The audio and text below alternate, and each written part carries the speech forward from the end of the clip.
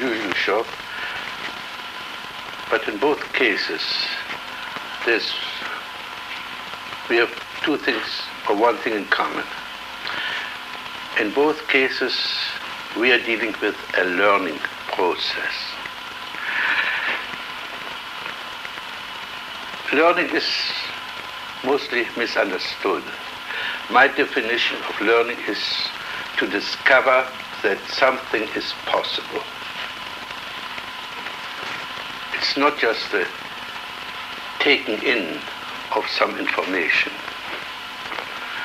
And all I want to do is here to show you that it is possible to discover means and ways whereby you can grow and develop your potential, iron out difficulties in your life.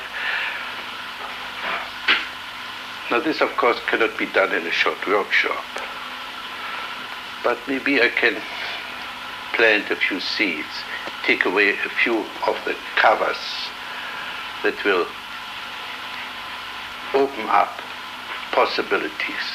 Again, let me repeat. Learning is to discover that something is possible. We are using most of our energies for self-destructive games, for self-preventing games. And I mentioned already that we do this and prevent ourselves from growing the very moment something unpleasant, something painful comes up. At that moment we become phobic, we run away. We desensitize ourselves. We do all kinds of means and ways to prevent the growth process.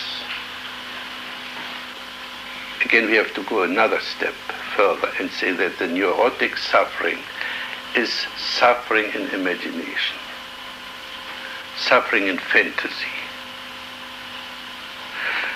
Somebody calls you son of a bitch, and you think you are suffering, you feel hurt. But you don't, you are not hurt. There are no bruises, there are no actual injuries there. It is your so-called ego or vanity that is hurt.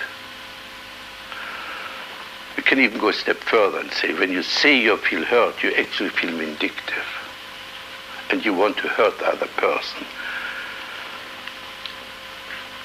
So what I like to do in the beginning is to take a few of you, ask you to come on the hot seat and work on the phenomenological basis. This means on the awareness of the ongoing process. If you live in the present, you use whatever is available. If you live in your computer, in your thinking machine, or in those obsolete responses, in your rigid way of coping with life, you stay stuck. So let's take a few words of you, whoever wants to come forth.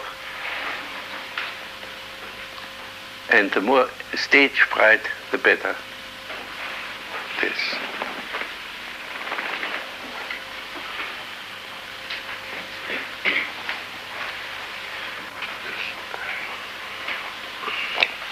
So let's work very primitively. Even if we structure the whole thing a little bit rigidly and pompously for the first moment, you very soon will see the meaning of it. So start with the sentence, now I am aware of. Now I'm aware of tension in my right arm. Now I'm aware of faces looking in my direction. Now I'm aware of you, Fritz, and now I'm still aware of my hand. And now I'm aware of changing my position to a more relaxed position. Now I'm aware of the box in front of me. Now I'm aware of waiting for the pressure to be taken off me. You see, at this moment, he jumped into the future. The word waiting for means he stopped being aware of what's going on. Except if we now reduce his anticipation to the ongoing process, and we do it with the question of how. How covers all possible means of behavior. How do you experience waiting? I experience waiting as, right at this moment, as a tremendous tension here. Definitely tension throughout my whole body, plus a certain fearful blankness starting to cover my thinking process. Yeah, I have to add what I'm aware of. I'm aware that you're doing a lot of smiling. And even when you talk about unpleasantness, like the unpleasant tension, you're still smiling. And to me, this is inconsistent. This may be true. It's a weapon, I suppose. What are you doing now? Intellectualizing? Yeah, in defending yourself. Are you aware of that? Yes. No. So maybe my remark was unpleasant for you? Perhaps a little bit, yes.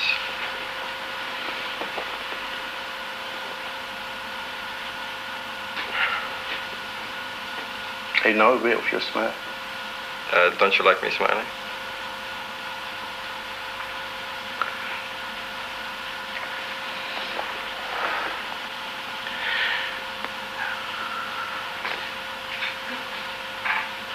Were you aware of what you did with that sentence? I thought I expressed a certain amount of hostility, perhaps. You attacked me. What are you aware now? I didn't mean to attack you. Now, again, are you aware that you're getting defensive again? Yes, I have a very defensive nature, I think.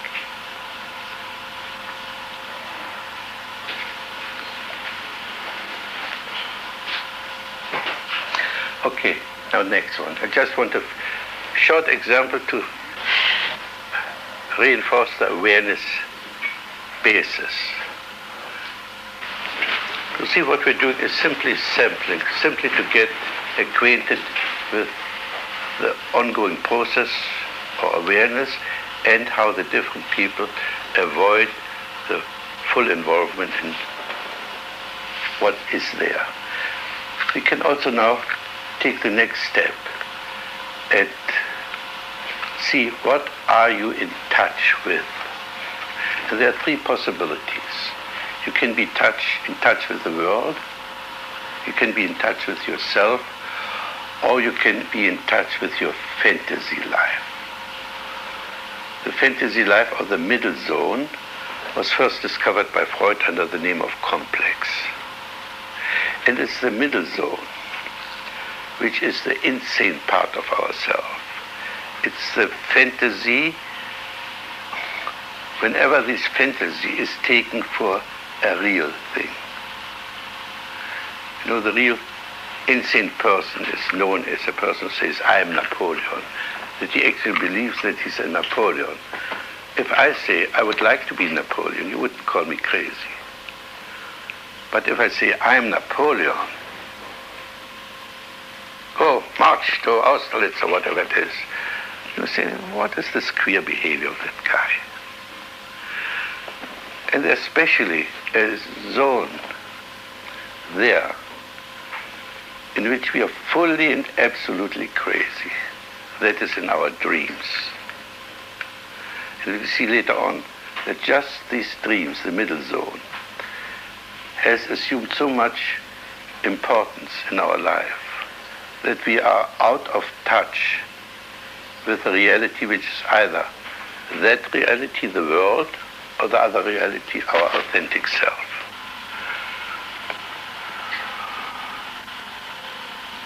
All right. Do you also start with this experiment, now I am aware of? I'm immediately aware of that your attention has turned from me, turned on to me, that my voice seems quavering.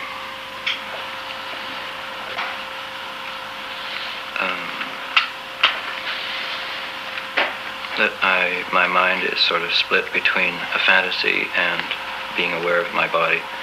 Now, my mind is split between fantasy and body. For me, mind is fantasy.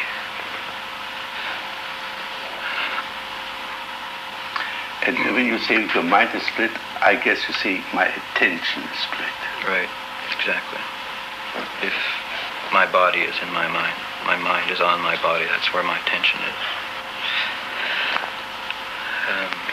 I still feel a quivering, like a shivering leaf in my chest. I noticed that my hand is fluttering around a little bit. I pointed to my chest. The quivering is rising into my throat. I'm aware that I'm staring at the carpet. People's feet are moving. Yeah. Are you also aware that you're avoiding looking? Looking at me, looking at anybody? Yeah. I am not looking before now. People seem very tense, sort of suspended.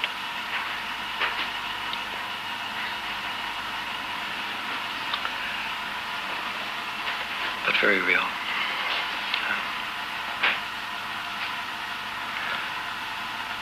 So can you now start shuttling between self-awareness and world-awareness? The self-awareness is symbolized by the word I, and the world aware by the word you, I and thou. And if you have too much I, you're self-centered, withdrawn and so on. If you have too much thou, you're paranoid or aggressive or a businessman or something like that. Well, I have been looking at you. I'm looking at you now. And the more I look at you, the less quivering I feel inside myself. As some of you seem to look right straight at me, and some of you look out from the side of your head or from the top of your head. Surely you seem to be looking at me from below, above, and Don, you seem to be from the side of your head. Now shuttle back to self-awareness. I feel a great ball of tension in here. My mouth is dry. Now shuttle back to world awareness.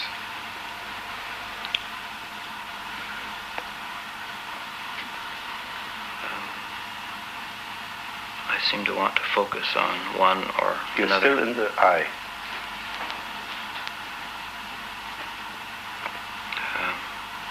Gordon, you're looking very confident but a bit fierce.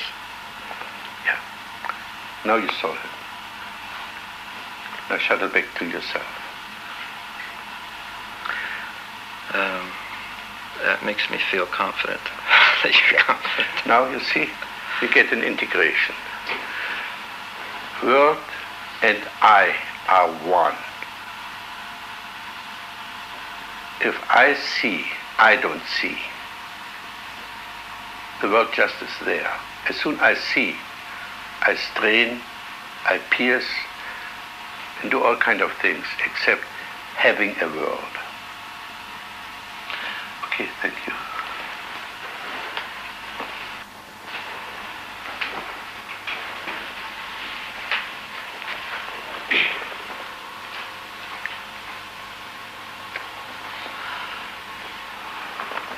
Your name is? Penny. Penny, you're Penny. I'm aware of my heart beating. My hands are cold.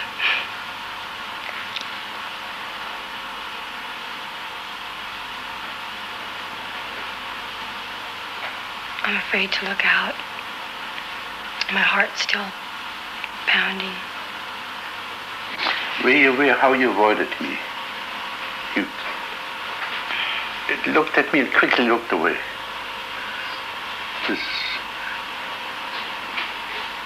What are you avoiding when you look at me?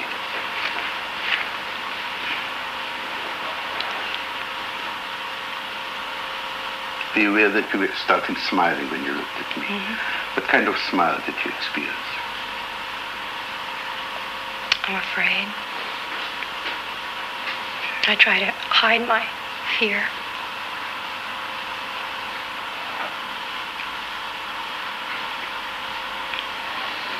Is your fear pleasant or unpleasant? You feel comfortable with your fear? Yes.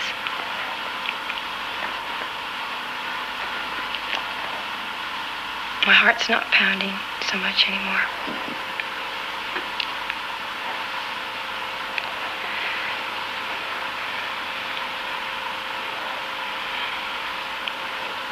Now try to get more the rhythm of contact and withdrawal, or coping and withdrawal. This is the rhythm of life. You flow towards the world and you withdraw into yourself. You flow towards the world and withdraw into yourself. That is the basic rhythm of life. In winter we are more withdrawn, some are more outgoing. During the night we withdraw deeply, and during the day we are more busy with coping. If I miss a word, I withdraw to my dictionary and come back with when I found the word to fill in the gap in the sentence. So this rhythm goes on, and the I and thou together form a unit.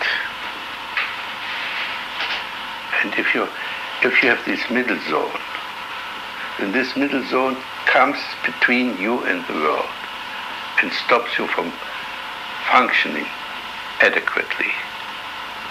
Especially if in this middle zone there are catastrophic expectations or complexes that distorts your view of the world and so on. We have to deal with this later. Right now I want to give you a feel of the contact and withdrawal situation. I possibly withdraw as deep as possible. Go even away from this room. And then come back. Then you see again us. And see what will happen if you try this rhythm. I feel frustrated. I want to do something. Say this again. I want to do something.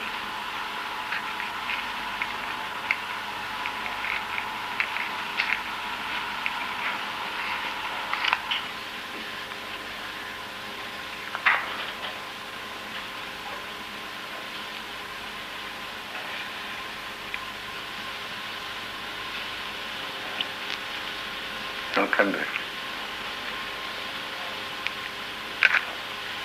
What do you experience here now?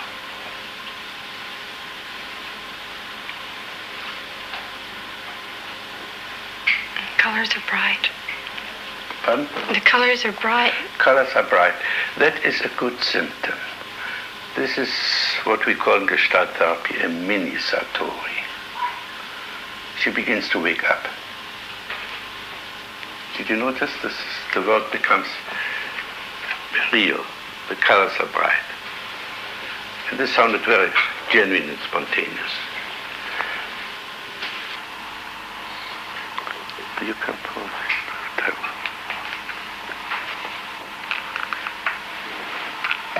Your name is? Anne. Anne.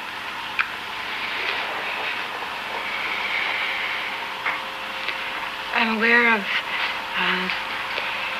a tension in my head. It's all around my head. I feel it as a tingling and tightening.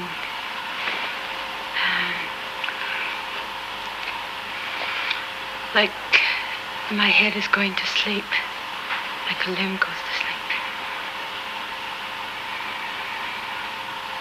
And it burns as well. Now, go to the world. What are you aware of in your environment?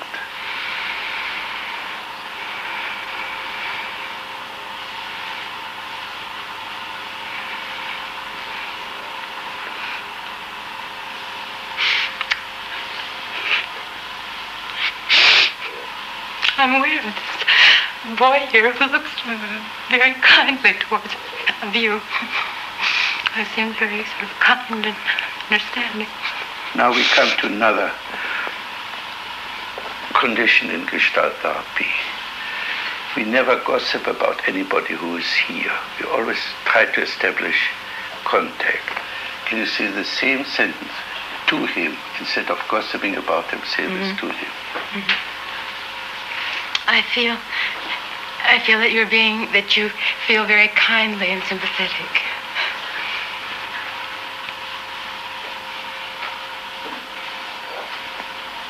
Now withdraw again.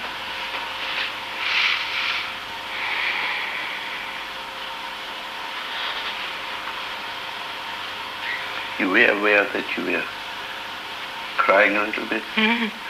So why don't you say so? I'm aware of crying.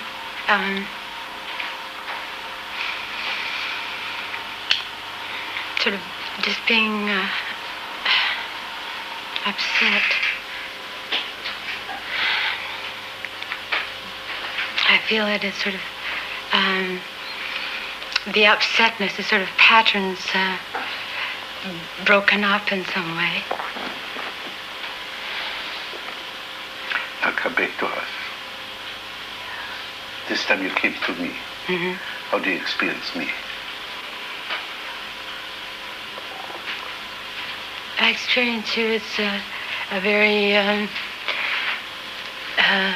real, a very sort of definite person who's quite close and is here with me. Well, not just with me, but with everybody that's here. Now go away from me again. Parting is such sweet sorrow.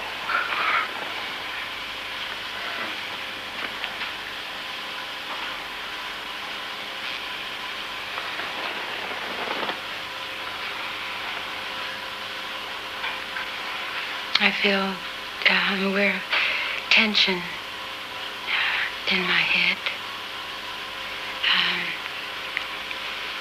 So a tightening particularly above my ears. Can you close your eyes and find out how you do this? What are you tensing? How do you produce your tightness?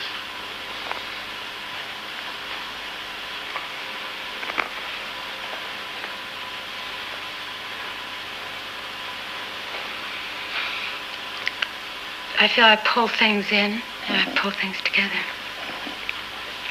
So come back once more.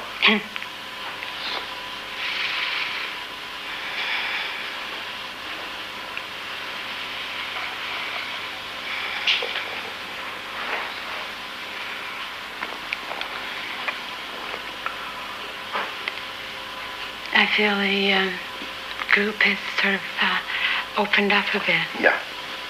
Good. Thank you. Now, this is the basis of expanding awareness.